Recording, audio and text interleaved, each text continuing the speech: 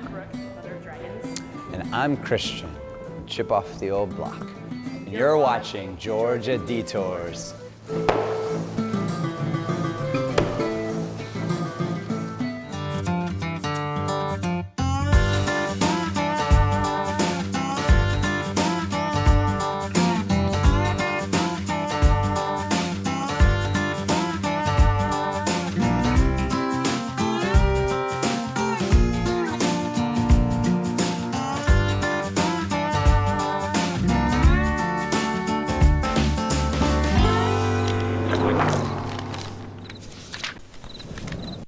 Good evening and welcome to Georgia Detours. I'm Queen Maria Isabella here at Medieval Times Dinner and Tournament. Tonight we're going to share with you some of the customs and perhaps some sport from a time that was much different from today. But before my knights and our royal court take their places here at the castle, I thought it might be fun to see what Bad Axe Atlanta had in store for us as they challenge their throwing skills. When you get your first axe on the board, I don't know, it's just this really primal feeling like, oh, I did that, all right. I guess when I get competitive at all, it's more so with like, how cool of a trick can I show somebody? And can I learn and then top a trick that someone else has done?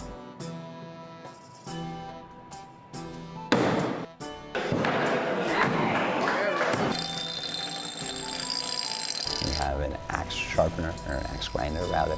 We sharpen them up every day. They're dangerous, they can hurt you, right? That's why we talk a lot about safety before we hand anybody anything sharp.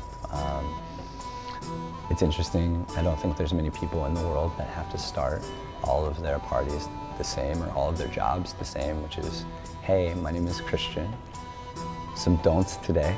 We're not going to throw axes at people, right? But they're very sharp. We take great pride in making sure that they're in top-notch shape, for sure.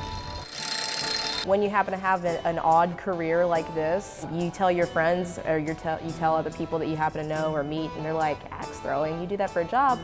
And then I kind of get those people to come in, and then they, you know, come here on a somewhat regular basis. And so it's nice to kind of just have that intermingling of people who know you through this, who maybe were also friends, but now realize, you know, you were an axe thrower for a living. So there's like a lot of familiar faces that pop up a lot, and it's nice to see them.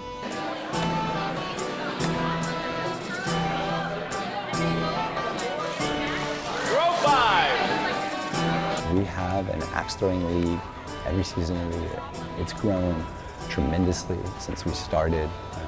I believe our first league, the first month that we were in business, or the first couple months that we were in business here, I believe we had maybe 11 people signed up. And now we're in upwards of 30. Tuesday nights are hopping. We take over this whole back section. We throw axes, we talk smack to each other, and we just bond. We have a good time together and build, you know, those new relationships. I mean, think about it. If you're gonna join an axe throwing league, right, you're probably not too terrible of a human being. And if you are, you definitely don't need to be here. 3, 2, 1, go! They're tied! They're tied! I try and stay out of that just because I don't want to talk big game and then like not have a good throw. So I encourage other people to, you know, get really competitive and then just kind of like watch it. I'm fortunate enough to work with people that take great pride in the facility, which is awesome. Kind of what's next is making sure the boards are good. We like to make sure that there aren't gaping holes in them so your axes can actually stick. Because again, you'll probably want to come back if that's happening, right? When our parties arrive, of course we instill safety firmly into their hearts, right? We give them a demonstration on how to throw. And then, you know, the best teacher is experience, right?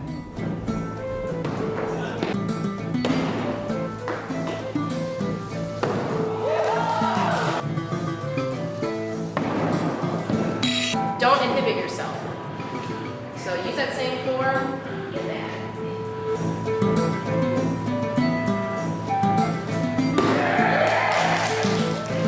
Some people do come in here and don't expect much of it, and then they leave and they're like, wow, that was a full body workout. When I'm not working here, I'm a personal trainer, so I can attest to the fact that, yeah, you are kind of working everything when you throw. These axes can get pretty heavy. They're metal, obviously, and you're using a lot of core power when you throw. Obviously, people like favor one side, one shoulder, so you're working a lot of those joints.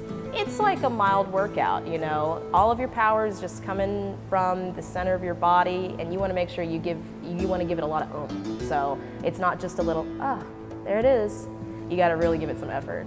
So we put a tremendous amount of care to teaching them. Number one, we want you to have fun, and your chances of having fun are a lot greater if you're successful. Number two, we put a lot of investment into that part of the process, into safety, right?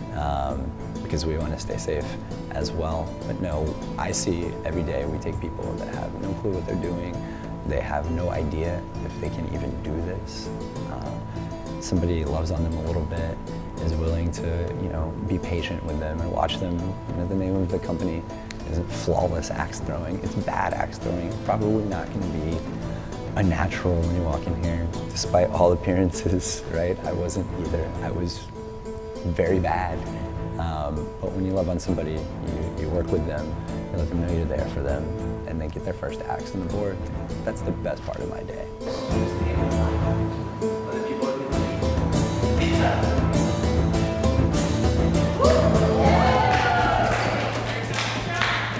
My handle on the axe game is pretty exceptional. Some would even say a cut above the rest. What great skill they showed. Maybe one day I'll see it fit to bring them along and join my finest knights. Speaking of my knights, I have summoned them here today to hold a great tournament. Follow me to see my castle and meet my visiting nobility. Hello everyone, I'm Sir Roland, the Queen's Lord Marshal. Once guests arrive here at our castle, the very first room they see is the Great Hall. This Great Hall will hold up to 1,500 of the Queen's guests.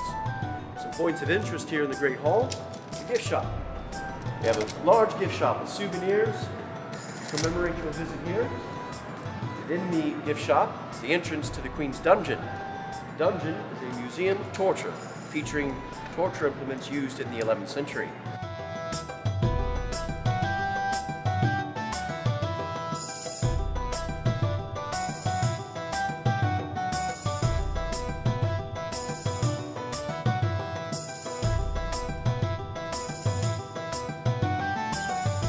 Over here we have the Queen's Tavern. As you can see, it's a very large bar because we have 1,500 guests that are all thirsty at the same time. We have a wide variety of Her Majesty's most beloved libations. Here, of course, is the Queen's throne. In the name of honor and chivalry, and for your loyalty to the crown, I now dub thee a princess of this castle and lady of this realm. Well done, my lady. And now you can put one hand just right here, and a big smile right this way. Through these grand doors, all of the guests arrive, are called to table by the Queen's trumpeters, and are seated in this grand arena. As you see some of our knights down there practicing now.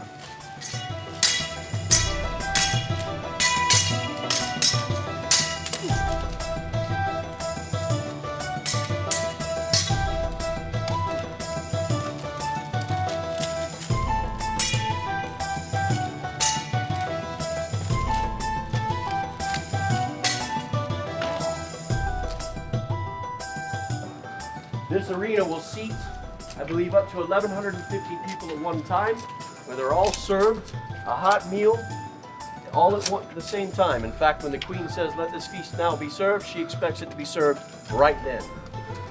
We have 6 different sections representing 6 knights from various kingdoms around the realm, and depending on which section you're seated in, you'll be cheering for that particular knight.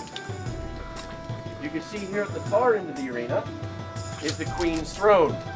That's where she rules the kingdom from, and she enjoys the tournament from that chair as well. As you you see, our horses and our knights use this area here for training and practice. All their choreography practice is done here. He's delivering to you. You're only blocking. You only go back so far.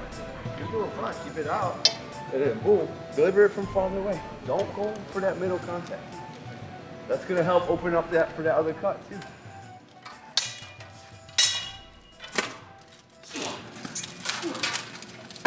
Really leave tone. When you throw that punch, really sell out when you come for that switch step. Wow. Like off down. And you see one of our beautiful Andalusians, which is the trademark of medieval times. That is the hallmark of our show, is the Andalusian stallion. And perhaps you'd like to see where we keep those horses. Follow me to the Queen's stables. Well, on the way to the stables, we pass by our wardrobe room, and this is where our costumes for the show and all of the people that work out front, servers, gift shop people, photo people, bartenders, and the cast and characters all come here to get their costumes. If you look around the room, we have industrial dryers, washers, sewing machines, various repair instruments, and this is where every one of those costumes come every night to be cleaned and repaired. Let's move along. Welcome to the Queen's Stables. This particular barn here at this castle has 23 stalls, and presently we have 29 horses. So we rotate the horses out to our ranch where they get their days off. All of these stalls here on this end of the room basically hold all of our Andalusians. Now the Andalusians, as I mentioned before, is our hallmark horse. We breed all of our own Andalusians. It's a northern Spanish breed, and they're beautiful, beautiful horses. This is referred to as the wash rack. So before every performance, the horses are washed, groomed, prepared for the show. They enjoy their showers just like I do. As you walk further down this way, we have more and more stalls. Some of the horses are out either at the ranch right now or they're being trained or practiced downstairs. This is our beautiful new Frisian that you'll have an opportunity to see perform tonight. This will be his third performance. He's still learning. He's young and he's sort of very rambunctious, so I enjoy riding him. He's a beautiful horse. Down here at the end of the barn, we'll turn a corner, and this is how we go into the arena. As you can see, the wood chips and hay that are stored, and then we have this long ramp that goes down to the green room, and down at the bottom there, we'll take a walk down there if you like. This is where all the horses are brought down just at showtime, and every act, between every act, they come to the green room to be changed out for the next act. So let's take a walk down here and look and see. So as I said, this is our green room, but in actuality, we call it the tunnel because it's not green. But as you notice around the room, there are ropes or chains on the wall, and this is where each horse is tied up. He's hooked to the wall, groomed, redressed for every act because the horses change costumes just like the actors. This area here is the squire's work area where they do all of their repair work and all of their maintenance on all of their shields, lances, swords, armor pieces, helmets, you name it. And we're lucky enough, Jason Jones, our head knight, is here. Just checking. What do we need this week? He's our head knight, our head trainer, head choreographer. And right now he's stocking up all of his things that his squires need to do their job when they come in this afternoon. So this is our fight board before every show. He comes in and he fills out who is doing which fight, who they're fighting, what color they're going to wear, what horse they're going to wear. It's all right there. And as you can see around the room, there's lots of props. We have shields, we have lances, flags, swords. This is the actual curtain into the arena.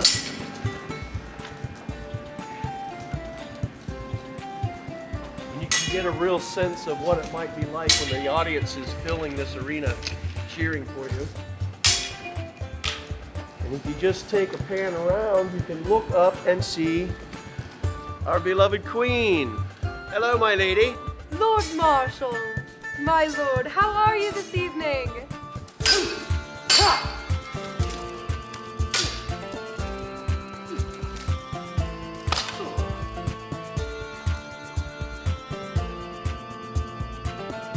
This is Sora. She's one of many, many falcons that Medieval Times has. One of two that we have here. This is a female. She's about 4 years old almost, and she is a Lanner falcon. The other that we have is a male Barbary falcon. It's about 7 years old. She performs in the show. She chases a lure that we swing around. She flies right out over the crowd's heads. She does a big figure 8 around the arena, literally passing within about 2 feet over the guests' heads. She loves it, because she knows that's feeding time if she catches that lure. Typically in the Middle Ages, royalty had many of these birds, and it was sort of a pastime. They would go out hunting other birds with these birds. And it was, and to this day still is, one of the most regulated sports there is on the planet.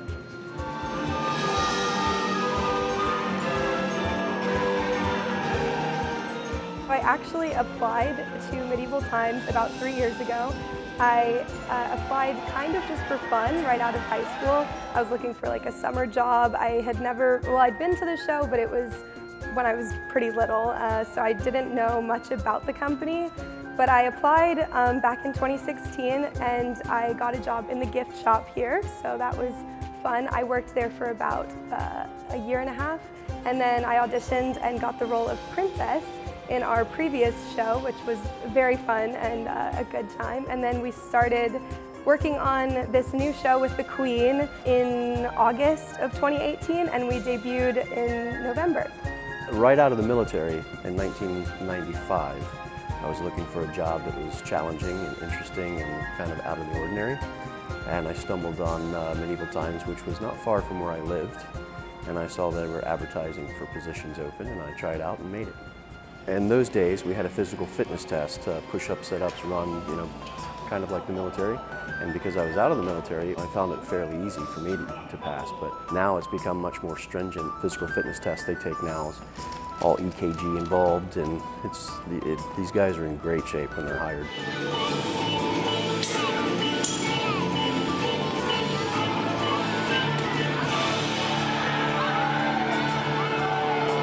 In our new show, we do not have a king anymore, so sadly he has passed, but good news is that our old king now gets to be the Chancellor, Lord Cedric, in this show. So you'll see in the show tonight, he has a pretty large role. He gets to be kind of the funny one in the cast, so I think they really enjoy that role.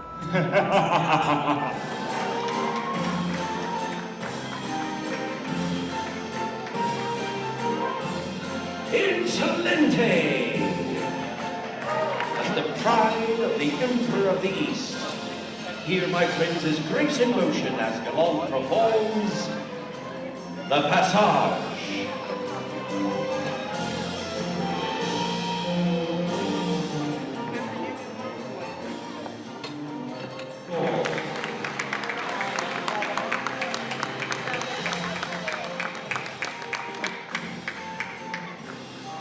Now we shall retire the Queen's treasures. Fearless Insolente, proud Capitan, noble Gallant and bold Atlas. Away to the stables, there to find rest and reward. Now with the Queen, she's basically just coming into her role as, queen of this big realm, and this is the first tournament she's ever thrown since the passing of her father. So it's big shoes to fill. There's a lot of drama and things that she has to overcome throughout the plot. But you get to see all sides of her. She has lots of fun up there, but she also has to remind everyone who she is and what she stands for. Most guys, when they start out, they'll spend the first couple of weeks or few weeks in the stables as a stable hand, cleaning stalls, cleaning horses, learning how to groom them, tack them, work safely around them, and that starts that bonding process that we spoke about. Once they've become efficient in all those skills, then they'll start their squire training. And that's when they learn how to maintain all the props that we use in the show, the armor, the weapons, repairing things. They also learn their positions in the show, and they have several jobs in the show, squires do, and they're constantly moving, and that's where that physical fitness exam comes into play, because they're running around in 8 inches of sand non-stop for an hour, 45 minutes, just move. And so once they learn all of those things, then they might start their basic horseback riding lessons. So like I said, it could take 200 to 300 hours of training before a guy performs his first show as a knight. And it still doesn't end there just because he becomes a knight. I mean, I've been with the company 25 years and I still have to go back to basics and remember to practice and train things, you know. It's a never-ending learning process when you're working with live animals.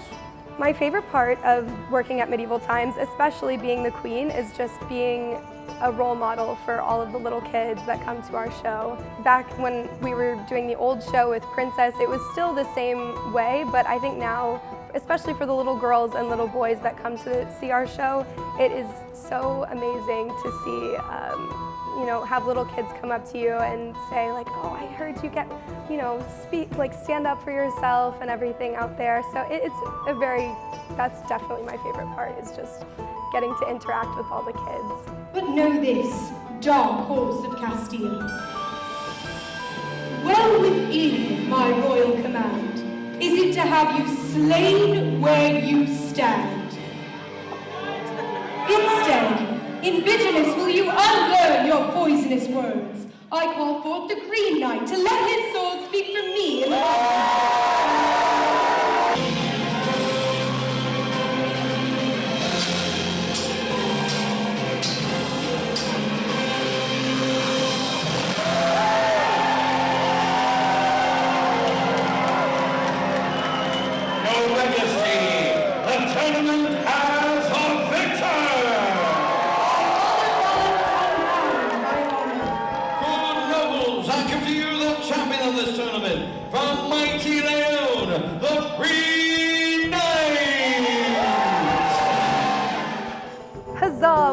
Our next stop is to see what our friends are doing down at the tavern.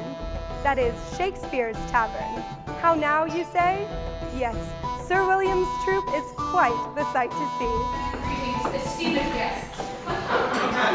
William Shakespeare, playwright, poet, actor, Stratford's proudest flower, transplanted from the heart of the English countryside to bask in the warmth of London's literary greenhouse. A man who, despite the ravages of male pattern baldness, released the potent pollen of his poetical prowess into the warm Renaissance winds to seek out the receptive, quivering gynecia of Elizabeth's England. There it blanketed the continent, filling the homes and lungs of European society until it became the swirling chartreuse rivulet that pools even to this day in the very parking lot of our collective consciousness. And yet, how much do we, intellectually barren members of the 21st century, truly appreciate the plump fruit of Shakespeare's productive loins? How much? Let's find out, shall we? Kelsey, could I have some house lights, please?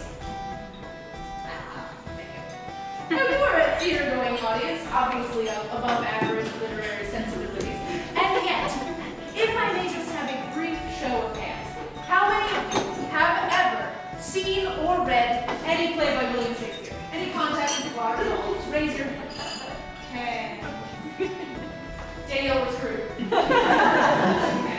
I think they know more than we do.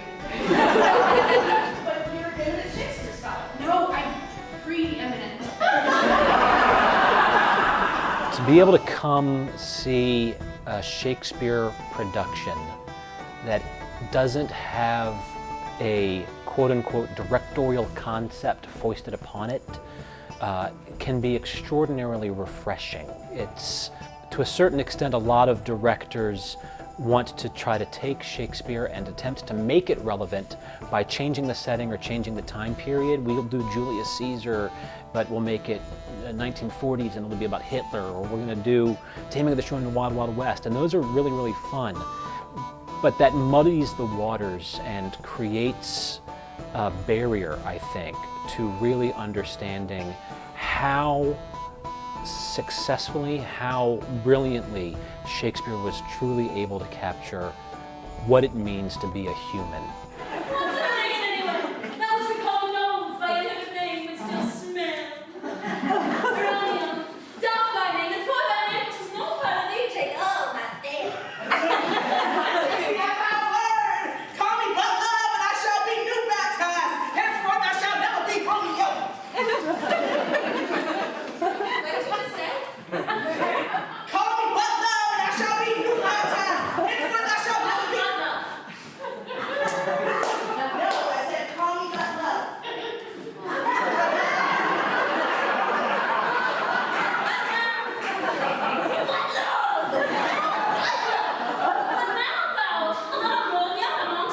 Coming to a place like this where you can sit in a room with people, not in rows but at tables, breaking bread together, sharing a bottle of wine with friends and neighbors, and experiencing that level of poetry, crying, laughing, feeling exhilarated in a way that is unadulterated, is extraordinarily rare, incredibly valuable, and absolutely some of the most fun that you can possibly have in a night out at the theater.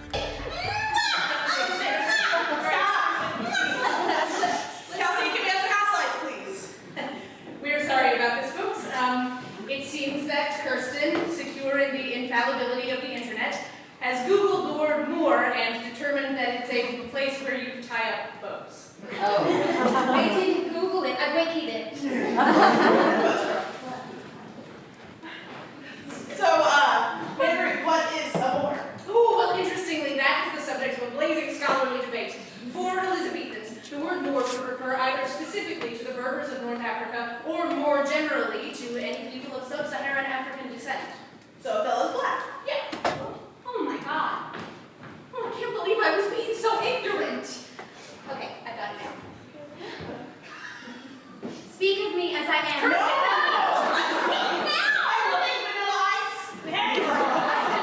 You can't play Othello. Thank you so much, my lords and my ladies, for joining us here on Georgia Detours. It has been a wonderful evening full of merriment and sport. May your days be long, full of health, wealth, happiness, and a long life to enjoy them all.